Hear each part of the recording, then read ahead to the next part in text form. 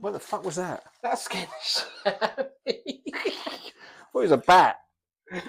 Just like in the real Street Fighter when they're about to fight and they go, oh, what the fuck was that?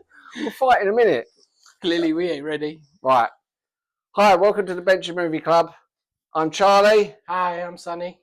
And today we are talking about the 1994 anime manga classic Street Fighter 2, the best Street Fighter film there is. That's why I'm dressed as Ken and Sonny's dressed as Dalsim. Sonny's dressed as Ryu. Wow. How'd you say his name? I would have said Ryu, yeah. Ryu. Ryu, yeah. But everyone used to say Ryu back in the day. Yeah. This is the Street Fighter 2, the animated movie from 1994. Directed by Jisaburo Sugi, who I only found out yesterday also directed Jack and the Beanstalk from 1974. Have you seen that? Oh, really? Have you seen that? That's the Japanese animated Jack and the Beanstalk, very freaky cartoon. No, maybe not. If you've seen it, you know if you've seen it. It's really freaky. I definitely want to do a podcast on it one day. I'm not going to go too much into the cast because many of them I don't know. I know many of the voice actors, especially in the US version, which we're mostly going to be talking about. They have also done voices on Ghost in the Shell and Akira, so they were go-to voices. But there is one notable person on it, Bryan Cranston. Oh. You know, from Breaking Bad. Yeah. He does the voice of Fei Long. Fei Long. So the one who goes, not bad, or was it just luck? The Bruce Lee, yeah. Bruce Lee one. The one that's in every fighting game ever, the Bruce Lee character. Yeah. Well, is he in every... Well, I suppose. Yeah, basically. They always do a character based on Bruce Lee. Yeah. Now, the reason I've chosen this film is because not many people think of this. When they say Street Fighter film, they think of the other one that came out in 94 with Jean-Claude Van Damme. Oh, yeah, definitely. The abysmal one. Because it's notoriously bad. Yes, it's got 4.1 on IMDb. It's on Rotten Tomatoes. It's rated 11% by the critics and 20% by the fans. And I think that 20% was just being nice because... Wow, it's the humour. It's so bad. It's so bad. It's funny. Yeah. It's literally so bad that it's actually more fun to just take the piss out of it. Yeah, it's one of those ones you can just watch and just go, oh, this is so bad. But you know how you get some films which are really bad, but you enjoy them anyway. You feel, it's almost like... But this one, with the street... This is talking about Van Damme's Street Fighter, which he was coked up on the whole time. Was he? Yeah. I didn't know that. Apparently, he had a really bad cocaine problem. He says that he was sleeping with Kylie Minogue as well, who was in it. She played Cammy, didn't she? Yeah. And basically, most of the budget... You know that notorious martial artist, Kylie Minogue? Yeah. Capcom really pushed for him to play Guile. They said to the studio, we don't care who else you cast, but you've got to have Jean-Claude Van Damme as Guile. The most non-American sounding person since Schwarzenegger. Yeah, I can see martial arts-wise why. Yeah, you know, aesthetic, you look at him and you think, okay, he could pass as Guile. He should have stuck like a fake wig on though to give him the extra box cut. But he's like, Bison, I am coming for you, for America. And it's like, well, that's the least convincing accent. But saying that, the accents, I'll get onto the accents in this film because that's one of my only gripes about this. I'll get to that later. But yeah, I love this film. This is a film... I grew up on Street Fighter, born in 82. So when Street Fighter came out, the game, it was huge. It was like such a groundbreaking game, you know. Massive. Absolutely massive. What I like about this film is this is actually the only Street Fighter film that includes every single character from the game that it's based on. Yeah. Because even that Street Fighter film with Jean-Claude Van Damme, they left one character out of that. Who was that? Yes. Because I know they had the white scientist guy who turned into, right at the end, innit? There's Dalsim, who's a scientist. Yeah. Charlie, who was Guile's friend, who's the one who's in Street Fighter 2, it was always like, that's the reason that he's going after Bison because Bison killed his mate. Well, in this movie, it's very much the same. Yeah, but he turns him into Blanca. Is that? Well, that's meant to, well, not in this film. In sorry, in Van Damme Street Fighter, which I'm not really going to talk about much more anyway because it's just awful.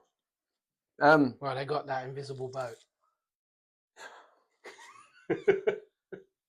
Wow, what a woman!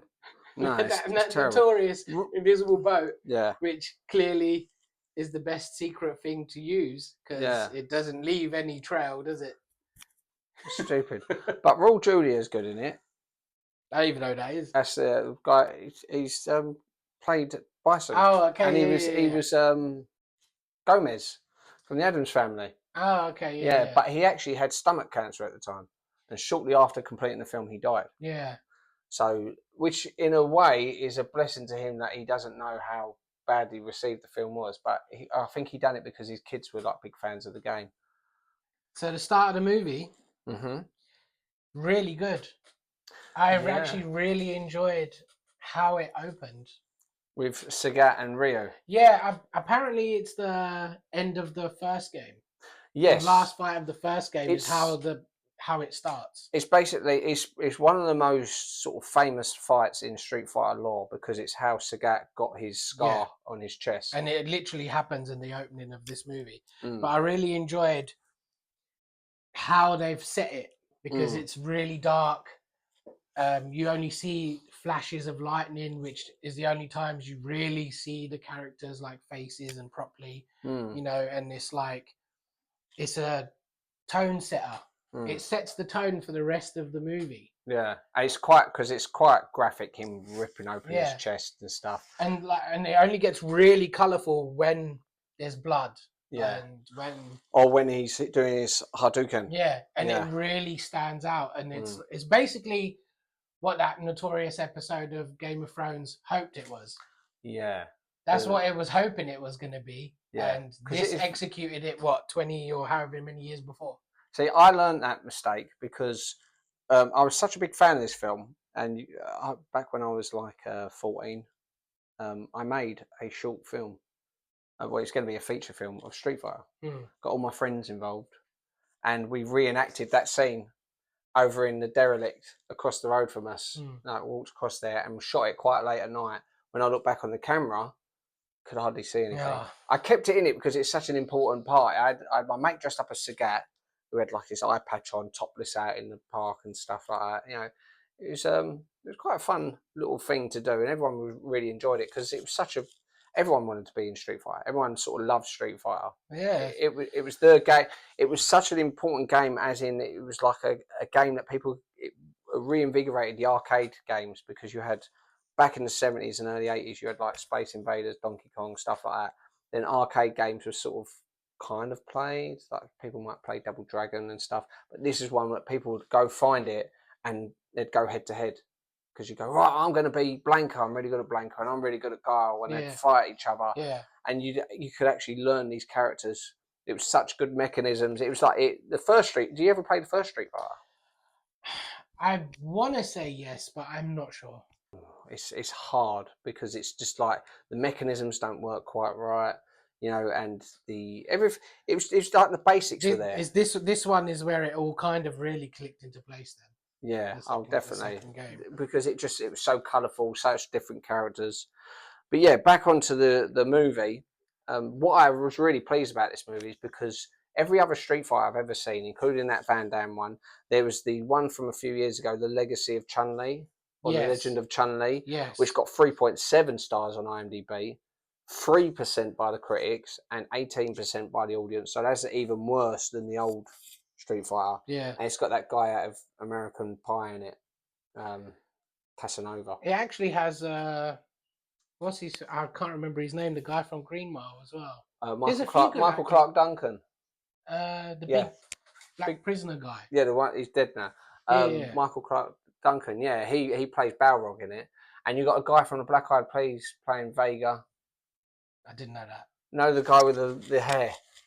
Shut up. He's got like long hair. I'm sure he plays Vega in it. It's just a terrible idea.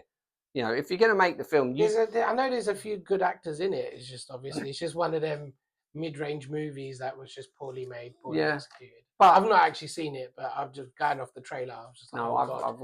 I've watched some. I couldn't get through it. You could see. It was just terrible because what happens with these films, like this Van Damme one, and like even some of the other animated films, they try to change the characters. They try and change their costumes. They try and make it more realistic. But what this film does so well, it shows them how they are in the game. Yeah. It shows them like in their full glory, in their proper costume. Doing all their actual moves. Like you actually see a lot of the moves that Yeah. they pull off in the game, Yeah. in the actual content as well. Yeah, I noticed that. It's good, even if like they show in a more practical sense, like Blanca doing his spinning ball thing. You see him jump off the wall and go Yeah. spin Yeah. across. Or like when you see them there do their Hadouken, building it up, or their hurricane kick. Mm. Spatchman Tattle kick. It's Or as my not... mum used to say, my cat's got verrucas. She'd go, is he saying my cat's got verrucas? No, he's saying that'll kick. Or spinning bird kick, like when Chun-Li's fighting Vega, which is another great fight. This is well, great. Before we get to that, Yeah. let's go through some of the things. Our first thought, Chun-Li being like some cop, an international spy or Interpol, whatever it is. This is just like, I thought it was a bit weird. When I first saw it, I thought, that's a bit of a weird place to put her. It's not how you see her. When you just played the games and you've not seen this, you're a bit like, she just looks like, I'm assuming a Chinese girl, a typical Chinese girl, just doing something in China. Not like she's almost doing like in China. Yeah, just not doing Chinese stuff. It's not like some spy basically or detective. Yeah. But as the story went on, I actually liked it. At first, I thought it was weird, but then I very quickly got on board with it and just thought it's actually a good choice. The way they cast some of the people to move the story on is quite good, I think. Because they focused, the 4 main characters in it, I guess, would be Ryu, Ken, Chun-Li, and Guile. Yeah. And they all play a pivotal part to sort of moving the story forward. Yeah. And I think like I looked on a list of the most popular Street Fighter characters, and there's about 80 characters from all the games, across all the games. Well, it's only up to number 6. Yeah, but you also like official, like the actual numbered ones. Yeah, but you also had like the 3. Do you remember the 3D one they brought out? And it had this guy who was dressed like a skeleton, like dancing about. Don't remember that. Well, anyway, there's about 80 characters, and I think the top 4 characters was Ryu, Ken, Guile, and Chun-Li. So it makes sense that they know which characters to focus on, rather than think, let's be a bit obscure. Let's focus on Birdie. Let's focus on well, when I used to play the game on the SNES, which I don't think is the first console it came out on, is it? It is. The Street Fighter 2 that was on the SNES didn't actually lose too much from the arcade. So the mechanisms are the same, so you could practice your well, that's the thing. I would always be Ryu because he was one of the easiest ones to actually use. I didn't think that when I was a kid. No, like he's not. When you actually, he's quite hard. Yeah, he's actually quite difficult to use. But when it comes to doing the Hadoukens and that, it's really easy to just do. It's literally just one side round to the other side button.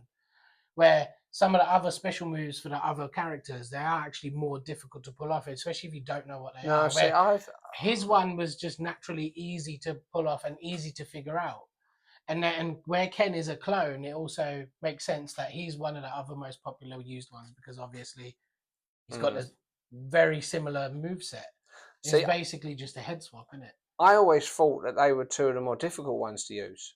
But you're more of a gamer than I am. I used to like using, say, Guile, because all I had to do is pull back for 2 seconds, forward and punch. Pull down for 2 seconds, up and kick. Yeah. Or Chun-Li, hit the kick button. Oh, yeah. With them, it's definitely, that's what I know, it is easier. Yeah. They're fighting, like, it's weird because I'll tell you when you're a kid, you're just Hadouken, isn't it? Yeah. You're not acting. When it comes to their actual fighting style, it can be difficult to use because they're not the fastest, are they?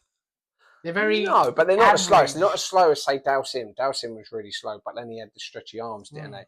No, I think the hardest one to use was Zangief because he wasn't that fast. He was quite slow. He wasn't slow. But he was really strong. He'd always have grab moves in it, and we just Yeah, but it was so hard to put the And the one spin. move. Yeah, I've never been able to do is spinning pole driver, because for that you have to go all the way round 380 degrees round the thing and press grab at the same time, and I just couldn't do it. I could do every other move in the game. It's the one move I could never do. Yeah. But yeah, back to the movie. I thought, yeah, I actually really enjoyed it. I actually thought I'd seen it before, but it turns out I hadn't. What was the one you'd seen before then? The other one, I think it's called Alpha. The one Alpha. I think. Yeah. The one where Ryu goes dark and Yeah, I'm not bothered about. Akuma and all I that. watched that, and again, like I said to you about this, I just found it boring. Loads of manga films and anime films, you have like a Japanese story arc, which isn't, say, the traditional Western story arc, which we obviously used to brought up in the West. This film actually sticks to more of a traditional Western story arc, you know. So it introduces the characters, it sets up the stakes. It has that bit about 2/3 of the way through where some big tragedy happens, like Chun-Li nearly getting killed by Vega, and then it culminates in this big sort of bit where they all come together and they manage to go against all the odds and beat Bison. And I just found it so enjoyable to watch. It was so easy to watch. And you know what? I tried watching the Japanese version, and I just found it like the score was more subdued. It was like when Ken and Ryu are practicing, it's got this, in the American version, it's got this really nice sort of music that's sort of eerie. Well, yeah, the American music-wise, I've not seen the Japanese version, but American music-wise, it's very, very good.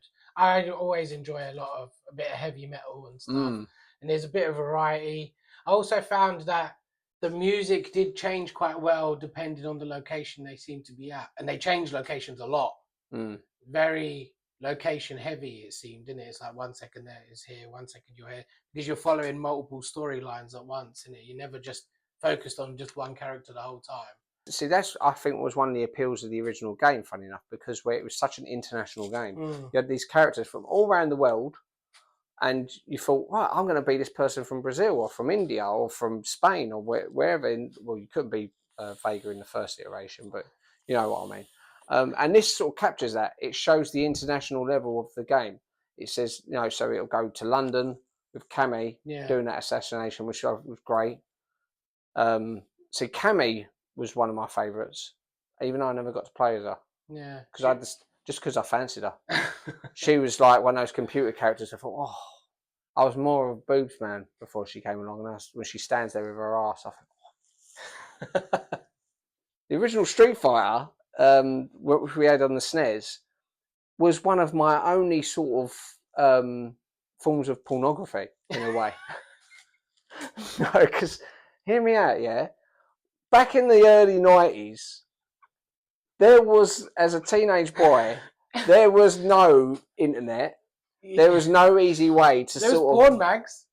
Yeah, but they cost money, and if your mates lent you one, it's like it's no subtlety to it. You'd also sometimes find like a picture in the bush. There's always a picture in the bush.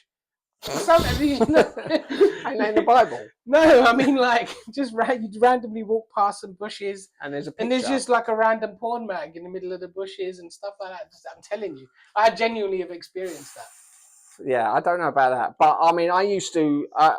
It was few and far between, and I never liked sort of pleasuring myself if I knew anyone else was in the house. We had Street Fighter 2 on the SNES, and I remember when you win with Chun-Li on level 5 or higher, you get her ending where she goes, "I'm now a free-loving girl," and she's like that. She throws her hairband off, and she had like a nice pair on her. I'd have to sit down and complete the game on level 5 or above just to get Chun-Li's ending, and then when she's standing there like that, then. And I actually, again, I'll probably I'll probably cut this out. But I remember, because what I used to do as well, I used to be so paranoid about making a mess. Just as I'm about to finish, I'd squeeze to the toilet. No, but listen, I found out how dangerous that was because of Chun-Li. Because what happened? No, hold on. Listen, people might be able to relate to this. Go, yeah, it happened to me. I thought, right, okay, always Chun-Li's ending, right? I enjoy myself. Oh, squeezed, bloodshot out. And yeah, I was like, no! I thought that's not good, so I stopped doing that. Wow. Yeah, I'll probably cut all that out. But yeah. So then Cammy came along, and I thought, oh. I mean, it's lucky I didn't have Super Street Fighter on this. I don't think Super Street Fighter came out on the SNES. Not sure. But I knew of Super Street Fighter because I had the sticker album and everything, and I never got to play as T-Hawk, Fei Long, Cammy, or DJ. I just used to look at them. I think I only had the normal version as well. Do you know about some of the bands that are actually in the soundtrack? Yeah. So we got Korn. Yeah, Korn. Yeah, it's Blind. I could see, I'm going blind. Silverchair and Alice. Silverchair done Israel's Son in this. I don't really know them two bands. I think all these bands are like, they were like, Alice imagine like in the 90s, you went and bought, now that's what I call metal. Yeah. These would have been on there. Yeah. Alice in Chains I'd heard of. They done Them Bones on this, which is a great song. But overall, the music, really good. KMFDM really done it. Ultra. I really liked the Hallucinations Dreamworld mix, which is like a French sort of song when Chun-Li's getting dressed and she's getting naked and she's got her boobs out. Charlie time. Let's not go back there. Again, if you I switched to the Japanese edit of it, it's a really boring song. It was just like, it wasn't even like a proper song. There was no tension. But what I like about when they use the score and use those songs, they really sort of build up the tension. Before that, though, right near the start, when you first see the baddies, like Bison and his two sidekicks, they're walking for like, I felt like 2 whole minutes just walking through this base. Yeah. And it was just a continuous scene of like next scene. It's like they kept going from room to room to room to. Yeah. I kept thinking, why is all this in this? I don't get it. They should have had a bit where they walk into a room and they go, "I've gone the wrong way." Room, yeah. And then Bison sort of styles it out and goes, "Oh, wait, I've got to go this way." A couple of bits that just made me kind of feel like it was a bit like Dragon Ball Z. I know Dragon Ball Z is a bit. I've never watched Dragon Ball Z. The bit when they shouldn't it be called Dragon Ball Z? Well, whatever. It's called Dragon Ball Z. The bit when they're showing his power level because they've got these cyborgs that are running around scanning everyone, which is just a bit weird. Yeah. Oh, apparently we need to scan their fighters' power levels. Yeah. So he's got the potential of 3,000. Yeah, over 3,000, and instantly my mind went, "It's over 9,000!" Like the famous Dragon Ball Z quote. That no, you would know it if you maybe saw it. Did you notice with those? Well, you wouldn't have noticed this probably because it's a very small detail. But with those monitors cyborgs, when they look at Chun-Li, they list her master's name as B. Lee, as in Bruce Lee. Oh, did they? It's just like a little. To be fair, a lot of that writing comes up really quick. Like, it's hard to catch it all. No, I didn't see that at all. Also got like when she's talking about the bosses, and she's saying this mountain of muscle is Sagat, and you're looking, think 7'5". That's huge, 7'5", and he's not like a skinny 7'5". He's like, "But sir, I want to kill him." And you know something else on that bit as well. You know about the notorious name swap between the villains? No. It's got above Vega. It's got Balrog. Above Balrog, it's got M. Bison. And above, M. Bison's name was Vega. In the Japanese version, do you know what it is? No. Well, have you ever noticed who Balrog looks like? Which famous boxer he looks like? No. Mike Tyson. Oh, really? Yeah. Obviously, I wanted to say Tyson, but I felt like it's a bit obvious. Because the Balrog is really dark. Okay. Are we talking about the same person? Mike Tyson. You know who Mike Tyson No, is, I know, but I'm talking about Balrog. Who's Balrog? Is he the one? Balrog's the boxer. The one who's the massive guy next to Bison all the time. That's Mike Tyson. It used to be one of them really annoying fights. That is Mike Tyson. You can see it's Mike Tyson. I mean, the face up there doesn't look as much, but if you look at the icon for the original game, you can see it's basically just a picture of Mike Tyson.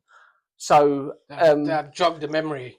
I felt like that jogged the memory. In the first Street Fighter 1, there was a character called Mike, who was an ex-boxer, who was supposed to be based on Mike Tyson.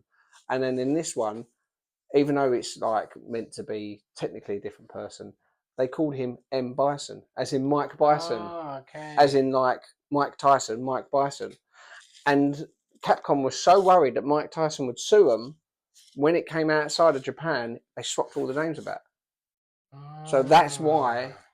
Okay. When it came to a lot of the fights, didn't you, or just generally like seeing the characters, didn't you feel like they were a bit shooed in? Yeah, I mean to a degree, but I was just pleased that they gave every character a moment to shine. Yeah. Because even say like for example, Cammy's assassination of that Mr. Sellers. Yeah, but that fit in. Yeah. But that's fit in. But some of the other characters like I forgot the American Indian guy's name. Oh, T-Hawk. Just shows up fighting in a random warehouse. Fighting Ken. I want to fight you, Ken. Yeah, did you Ken's notice? like, why? Yeah. I don't get involved in a street fight. What do you think this is? Street Fighter? But why are they hanging out in a warehouse? I don't know. It's very strange. Very strange. And hanging out down the docks, and then Ken looking just for decides, muscly men. Ken just decides, oh yeah, I'll just give you a quick uppercut and left. I'll give you a quick one. But even although, sorry, while you're on that, you notice? So there's the bit he goes, "No one's been good enough to fight me yet, except Ryu," and T-Hawk's like, "Ryu, the vagabond who fell off the earth. You compare him to me?" Yeah. So obviously, right. So bear that in mind.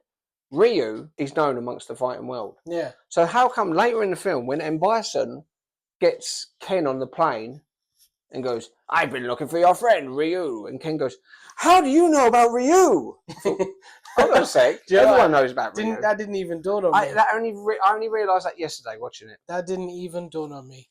But there's a lot of flashback scenes between Ryu and Ken, which I really enjoy because it's very character building. Now you see where he gets the red band. Yeah, but as soon as they come up, I paused it because it triggered in my mind. They made a film years back where the entire story is, or the entire movie is about Ryu and Ken and them training together and building up, and it's called Street Fighter Assassin's Fist. Yeah. Now, I remember when I first was looking at this all them years back, and I was like, I kept seeing clips of it and like made little trailers and that. I was really excited to watch it, but for some reason I could never gain access to it. Never. It was just like, even now, if you click and search on Amazon, it says it's not available in your. According to Google, it says you can watch it on Amazon. You go on Amazon, it says it's not available in your region. But because I started looking for it again yesterday, and because of that general scene, I thought, oh, okay, it's actually on YouTube, free to watch now. Yeah. So I do want to watch it, but like the general younger character models, like with the long hair and everything, like they've continued that as well, haven't they? Well, yeah, because of this film, the very next game, or the next proper game, because obviously they've done Super Street Fighter 2, which is what it's based on. They then went the Alpha series, which is prequel to Street Fighter 2. It's called Zero in Japan, I think. Yeah, but Alpha like everywhere else.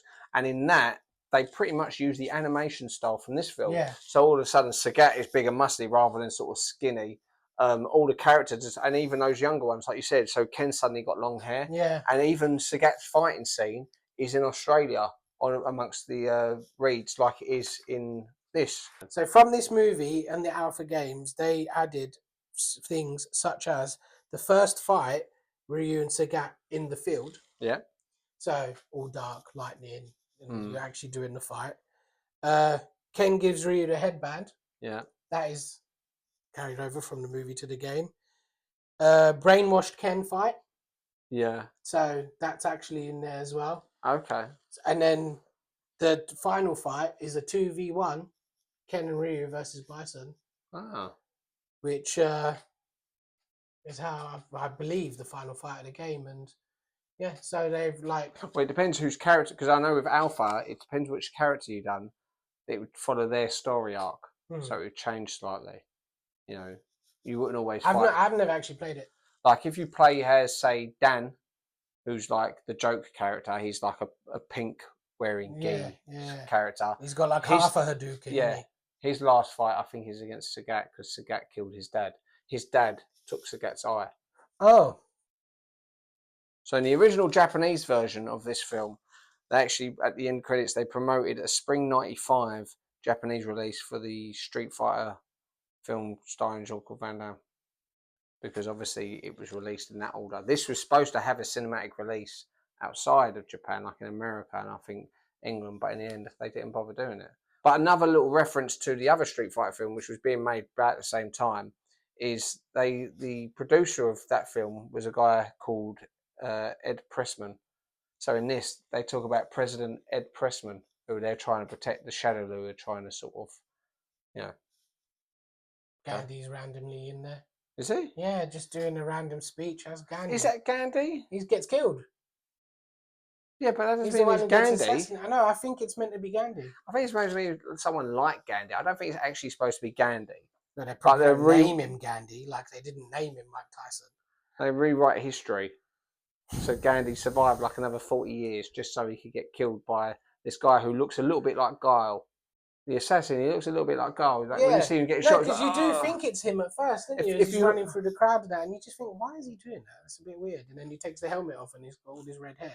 But literally, just before that happens, did you notice that Akuma was sitting there? But to be fair, it's one of them where you're sat there looking at it, but the screen is actually held there for like a good 10-15 seconds. Well, not that before long. It starts. But yeah, it was quite a while. It was a couple of before seconds. It starts zooming out, and then you're like, it pans across. Yeah, I know what you mean. Like, yeah, I remember always spotting it. Oh, look, there's Akuma. I mean, it's almost a shame that he does have more to do in the film, but at the same time, it's just I'm glad that he didn't, because I think he first turned up in Super Street Fighter 2, but only if you sort of beat M. Bison. If you'd gone through the whole game on perfect, and all of a sudden he appears and you have to fight him, and he's really difficult. Whereas I think it makes sense that you just have him as an Easter egg rather than his story sort of dilute the waters further, because there's enough stories going on in this. You know what I thought was weird?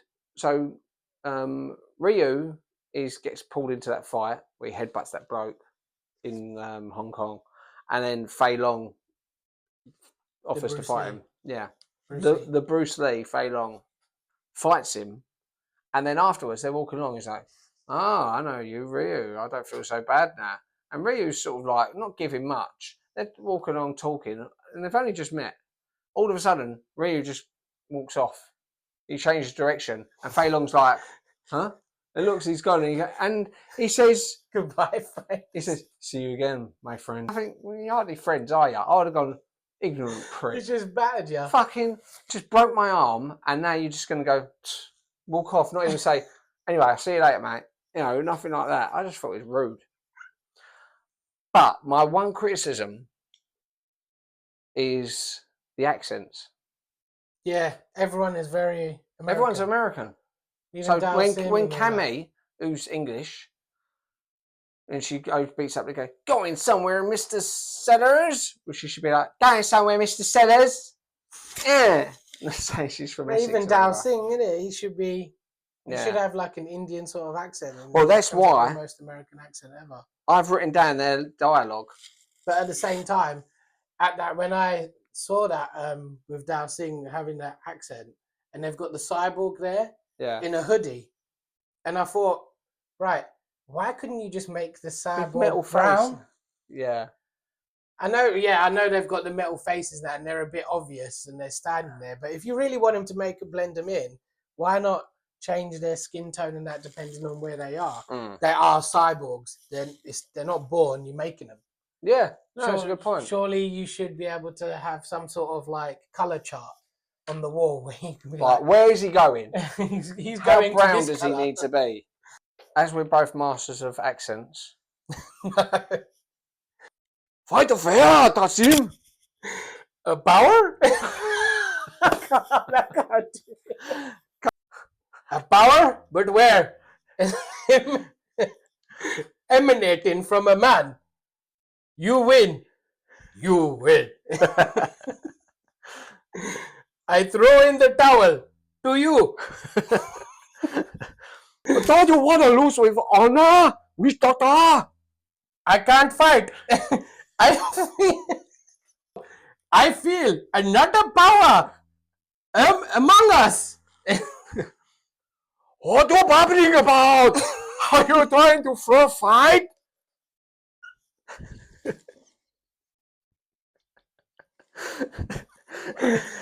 I don't care about the win. That fight is over. You bloody. Bastard, I'll take my winnings now. Okay.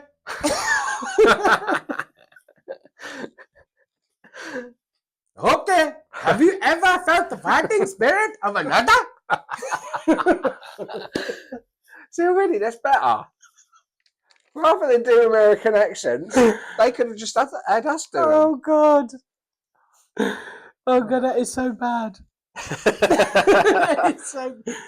Ain't you glad I'm actually Asian? Oh, see, also with that scene, what I thought was a bit weird, at the end of it, Honda goes, here's some money to Ryu. We're He's Japanese. Like, huh? We're buddies. And he goes, we're brothers. And he goes, us Japanese fighters got to stick together. Mm. Because we're brothers! I remember when I was younger, I thought, are they brothers? Or is he just saying we're brothers as in like, hey, we're the same? Yeah. You know? There's a part where Ken, because he keeps daydreaming about his past and like him and Ryu and that. He almost crashes into a truck. Did you notice that? Because it's got Capcom written on the side of the truck, but it's very quick. Yeah. It's like, but you notice it because it's so distinctive, the yellow and... Yeah, it's very quick advertisement. Yellow and Capcom. blue. Yellow and blue. That's quite funny actually, because when it came up with Capcom at the start, I did it like Sega voice. I went, Capcom. I couldn't help it. I don't know why I did that.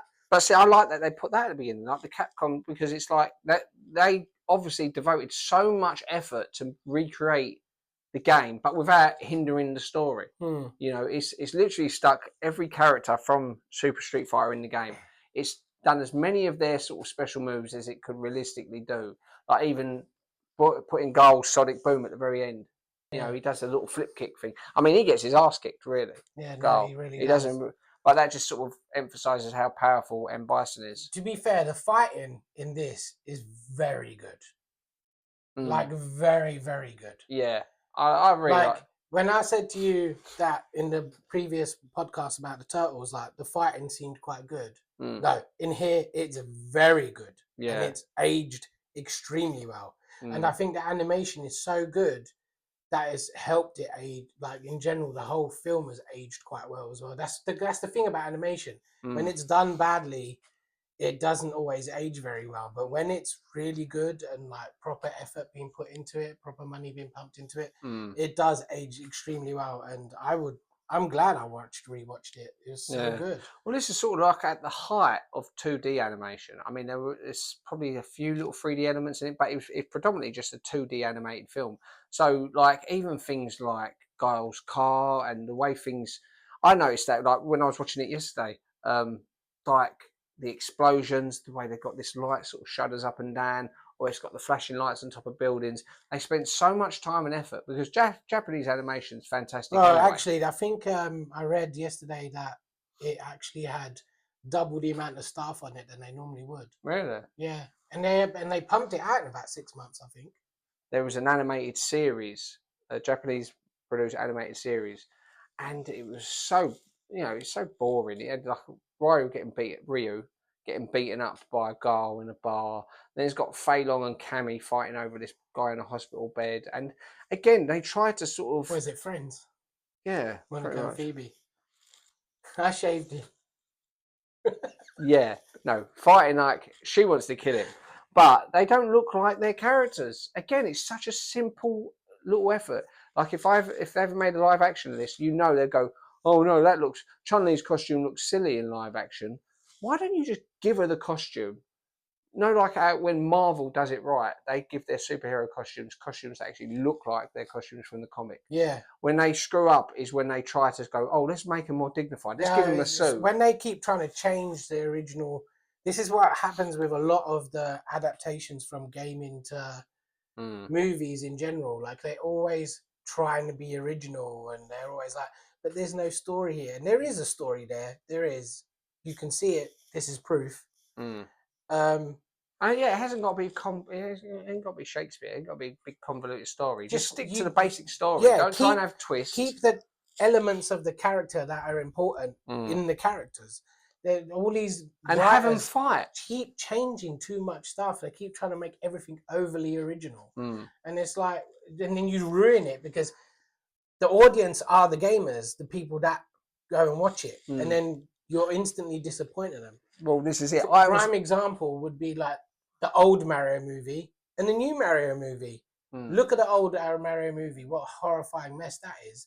Because the people are just too busy doing their own thing. They're not involved in it. They don't care about the product. They literally look on a piece of paper and go, right, we've got to stick someone called Mario, we've got someone called Luigi. And they do the same thing with the Street Fighter things.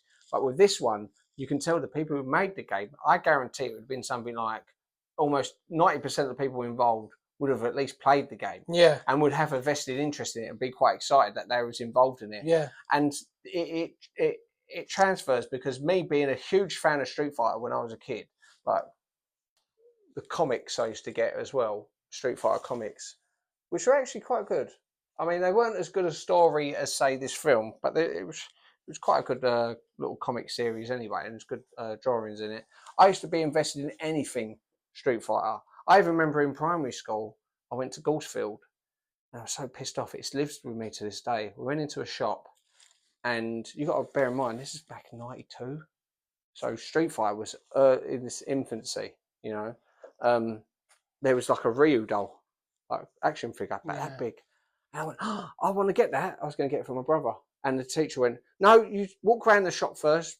And the whole time I walked around the shop thinking, I want to buy that, I want to buy that, I want to buy that. The very next person behind me, she let him get it.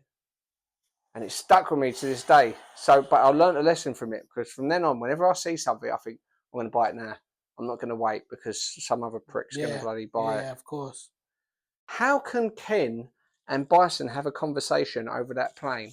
I have no idea. Because you got Bison sitting up in the doorway, Ken down in his car, so he's got his engine running. You got this big, and he goes like, "What are you playing at?" And Bison's going, well, okay, masters, you're quite a hard man to find. But it's really all you hear. I can't hear you. Land the plane. I enjoy that you get to see every character have a fight, but they are a bit shoehorned in. Like, they do that whole benefit scene and everything just to show them two characters fighting. That's the only reason. Someone claiming benefits. No, that's him. No, that whole like thing that they're doing. All the rich people come into the arena and watch these two fighters fight. Yeah. But I mean, there's no real plot reason for it. I don't have issue with that, because I always look at that and think, but it's almost like I'm sitting there with a checklist thinking, they better show me Zangief, they better show me Blanca. Good. And they're a good matchup, because Blanca's quite a terrifying character, really. So you think, out of all the characters for him to go up against, Zangief, what even is he? He's meant to be a human who, I think his name was Jimmy, and his plane crashed in the Brazilian rainforest. I'm trying to remember from when you complete the game with him, and his mum suddenly appears and goes, "Oh, I recognise your anklet," or something, and he got raised by eels. I want to say he got raised by eels, and that's how he learned to be electric. It's so weird. Yeah. But this is what made the game so great, because you had such distinctively different looking characters with distinctive moves. Yeah, it made it easy for people to pick up and play. Chun-Li and Guile fly to warn JC. They're all Jay-Z. Chun-Li and Guile fly. I don't want to fight. They fly across country or wherever they were from to warn DJ about cyborgs and they literally got mobile phones and stuff. DJ with his American accent. DJ's supposed to be Jamaican. Go and do his accent. Sagat has this whole bit where he's having a go at a Bison, saying, let me go fight him. Let me go fight him and all that. And he goes, you got to go do a mission. Got to go kill Vega. You never see him again? No. I know you don't, but I think part of them, in a way, I respect that, because it's like, well, we could show you what Sagat does, but we've got to show you every time he wipes his arse. No. You know that here's the reason why Sagat's not at that end battle We stick Balrog there, so Balrog can fight Honda. I think they gave Honda a little bit more, Edmund Honda, a little bit more because where he's Japanese, and obviously it's a Japanese market. They play up to the Japanese and American market, but they did do with the original game. With the original game, you had Ken, Guile, and Balrog all from USA. Well, Ken is actually the one in between, because even though he's American, all his training and that is done in Japan. So he's like the bridge, almost the bridge between. Yeah, but he's, obviously they made him like in the original game. You could pick in Street Fighter 1. You could pick between Ken and Ryu, Japanese or American, because Capcom knew their market. They thought, right, we're playing up to the Japanese and American markets. We ain't got to pander to anyone else.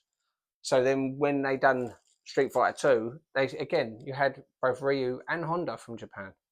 I've never seen someone that fat with a six-pack. Yeah, it's weird, isn't it? I mean, I have, but it was a fake one. That is an Australian DJ or maybe someone. he's just wearing a fake one. Don't judge. He's had like prosthetic six-pack put on just to make him feel better about himself. It just looks silly. And also, another thing I thought was quite weird. Did you notice with Balrog? Right, so obviously you see Balrog a few times in it. Yeah. Like you see him when Zangief's fighting Blanka and Zangief points at him. He just stands there, gets angry and pulls his shirt apart. Yeah, he makes his buttons pop, right? What did you notice? Doesn't even do anything. But what did you notice different about him when he's about to fight Honda? Did you notice anything about his eyes? Yeah, they're wonky. All of a sudden his eyes go wonky, like a frog, like a lizard. It's like, I'm the welcome wagon, nice to meet you, friend. And then his eyes go wonky. Then later on, I think when they fall off the cliff, his eyes go normal again. That was funny. That was a funny bit. They're both like hugging each other, holding each other, and they start rolling down. And my mind went, ain't they really close to a cliff? And they literally went, oh shit! Yeah. Although they just went, oh, on the version I watched yesterday, because they cut out the swearing. Oh. They kept everything else in. They kept Chun-Li's titties in there, but they cut out all the swearing. I'll rip your fucking heart out, you bastard. But to be fair, that is one thing we should talk about. What, swearing? No, the Chun-Li thing. Boobies. It is very... I know... It's not necessary. They sexualize it because obviously they expect their audience to always be the same. They're always like, teenage like boys. we're all in basements and just like rubbing one out, innit? But like, you see a lot of like underwear and whatever, like a lot of flash shots and whatever. But the actual scene itself was very well done, I thought. And it's almost like the centerpiece fight. You're like someone trying to stick up for pornography, going, no, it's really artistic. No. I'm excluding that stuff. What I'm saying is the general build-up of the fight is actually quite creepy. Yeah, no, it's I think very, it's fantastic. very creepy. Like, you can see, obviously, you see her in the distance standing in the shower, and then we know Vega's there because he's the one that's been sent. And Bison is just... But you don't see him. And there's like a lot of like creeping. There's a lot of looking around the corners and looking back, and then the phone goes off, and she doesn't answer it. Obviously, she's still in the shower. It's a very creepy scene. And then she comes out, and you're thinking, oh no, you're not sure when he's gonna attack. And she puts the music on. She goes into her bedroom. She's doing her hair. She's just doing her own thing. And it's only literally because of that lampshade slightly moving where he's moved. And then it's like... She looks up and he's coming down. And the fight was actually quite brutal in a way. Yeah. Because there were moments, like a lot of the fight... He cuts her a lot. Yeah. She twists his face with her foot. And hurts him. Like, yeah. But the thing is, like, before that point where she actually gets him back a bit, he's battering her. And she is, like, struggling. And you feel it. You can feel the tension. So that's what I mean. Like, they've done it really well because I started to feel like I don't feel like she's getting out of this. She's in trouble here. They're like, and then when they're doing the whole thing about Guile was trying to rush to get there, I was like, oh my God, please get there because she is something bad's about to happen. You could feel that tension, and she gets him back a little bit, and then he obviously damages his face, and he goes all berserk, and he's battering her again, and she does a spinning bird kick.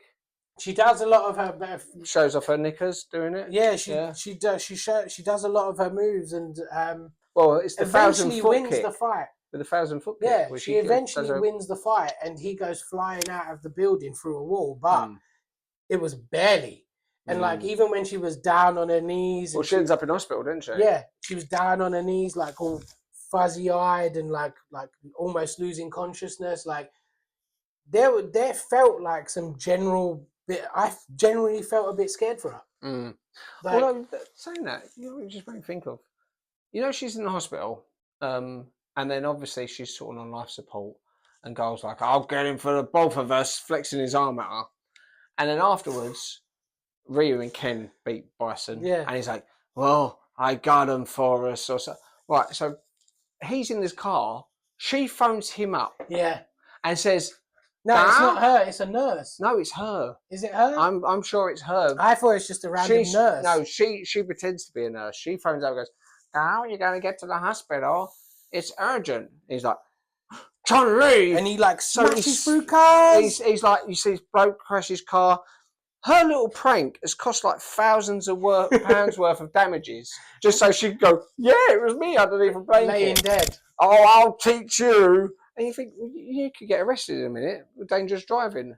Oh, well, I thought that she died. Well, driving there quicker is going to bring her back to life. Interpol, innit? They can just make that go away. And what you was just now saying about, obviously, Bison sends Vega to go kill Chun-Li, doesn't he? Now, do you notice, I always thought that was a bit weird. He's having that conversation. He's going, well, I guess she's very nice, isn't she? Perving on her. Proper and he's right going into it. And none of the other two, Vega and Sagat, and none of them saying anything. They're just standing there quiet. Right. Like and then I think Vega holds up his claw. Camera even like zooms in on her and everything. What do you think, lads? And all of a sudden Bison goes, "Enough!" Right, Vega. And you think, well, they haven't said anything. You say it enough to. You say it to yourself. Enough! Yeah, Vega, extremely creepy. They've made that. They're so good. But I think this is part of the reason why a lot of the fighting is really good. It's very impactful, the fighting. You feel, especially in that world where everyone's built like a brick. And it's very grounded and gritty. And it's very, like, you feel the impact of every punch and kick almost. It's not, like, super powered and superficial, you know, like in Dragon Ball Z, where they're literally flying up in the air. And there's limitations. There's a degree of limitation. I mean, there's literally one or two bits in it you think, well, obviously no real human can do that, but you can suspend disbelief enough to because it's close enough to us. It's close enough to reality, and like this is why I like how they portray their special moves. Like going back to say her spinning bird kick in the game, she does a spinning bird kick. She ain't touching the ground. She just sort of spins across upside down. In the film, you see her doing her hands like she's spinning, even though she goes spinning bird kick, which is a nice little adding to it. But I like that they spend so much time in the animation and think, how could she practically do a spinning bird kick?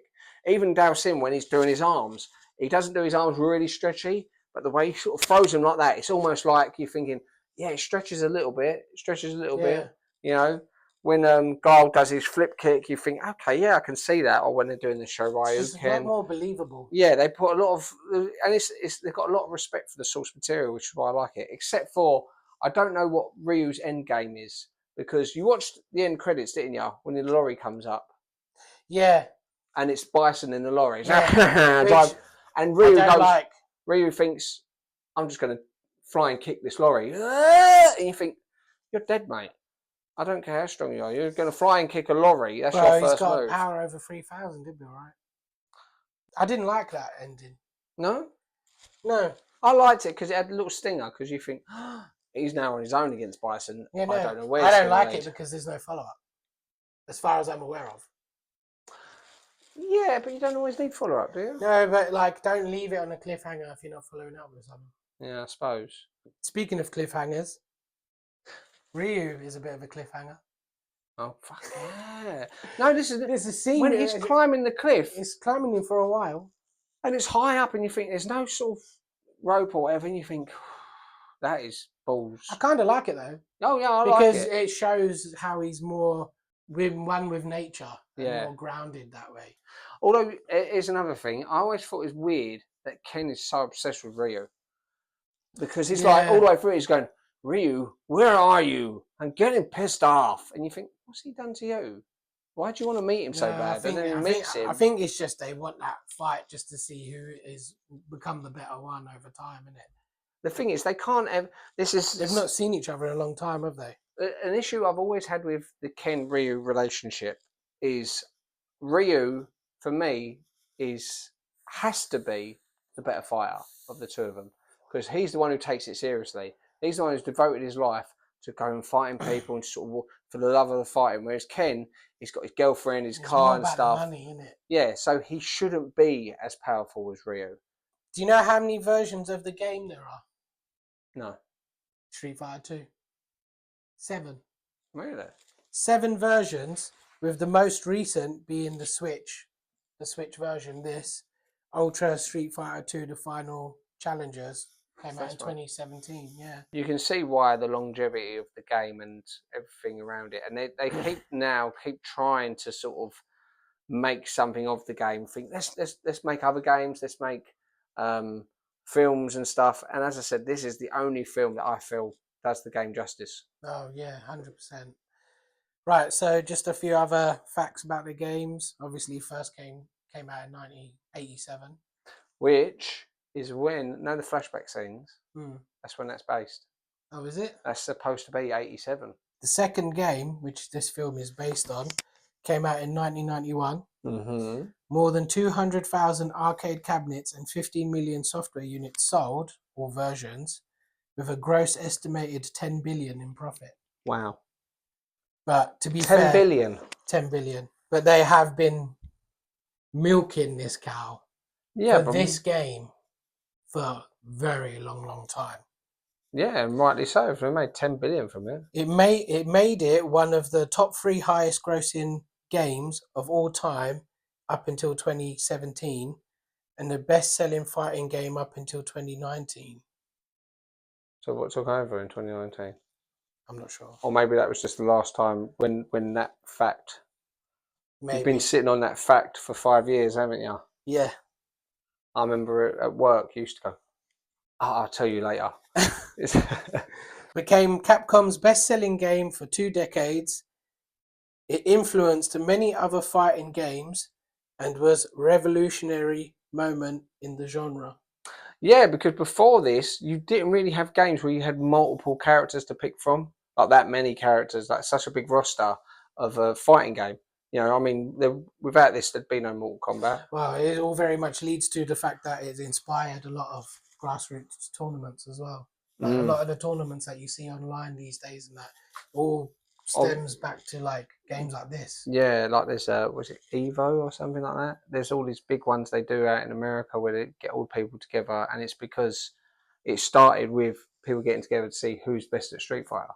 You know, and then they brought out like Championship edition to see like it's even quicker and just really put people to the test. Also, it's still considered to have one of the greatest soundtracks of all time. Oh yeah, yeah. The music in the game is fantastic.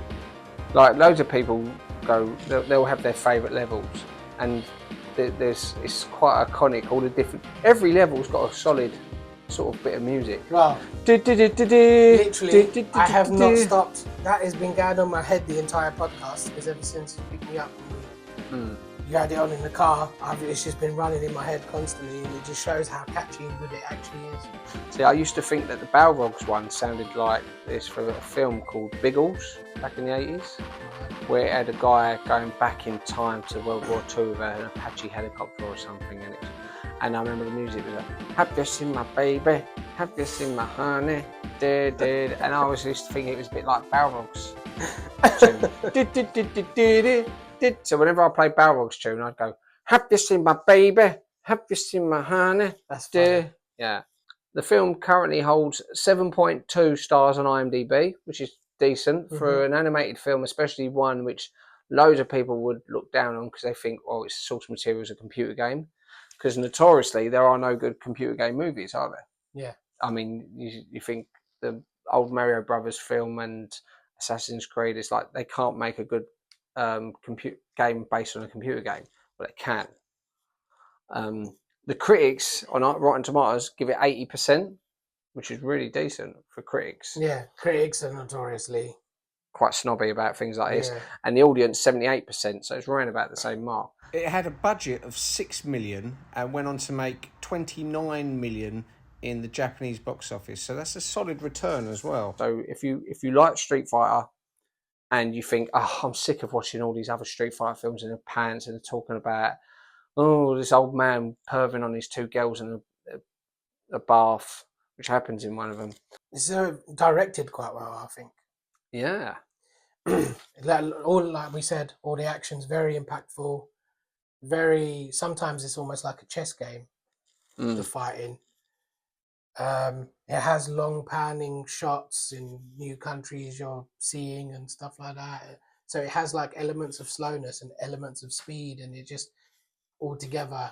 Yeah, and like like you said, the choreography for the fights is believable, but it's also fantastical as well. I think it was actually done by a couple of martial artists as well. Really? Yeah.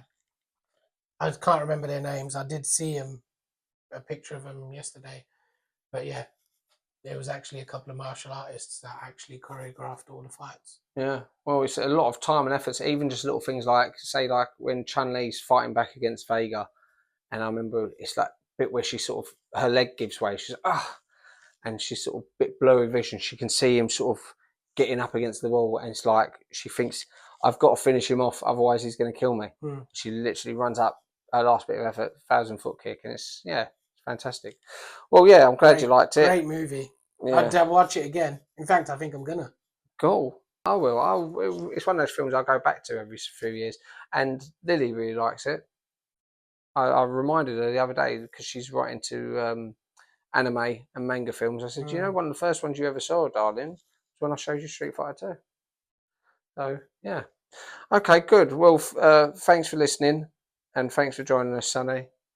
Okay. And I don't know what Ben wants to watch. I'm going to say Brady Bunch, the sequel, because I know he likes that. So next week, maybe Brady Bunch, the sequel, Brady Bunch 2. I wish I could think of their sign-offs. Who? The Ryu and Ken. They don't have one. They're like, They're like, see you later. No, you know, like in the game, whenever you won a match, it would say something like, perfect.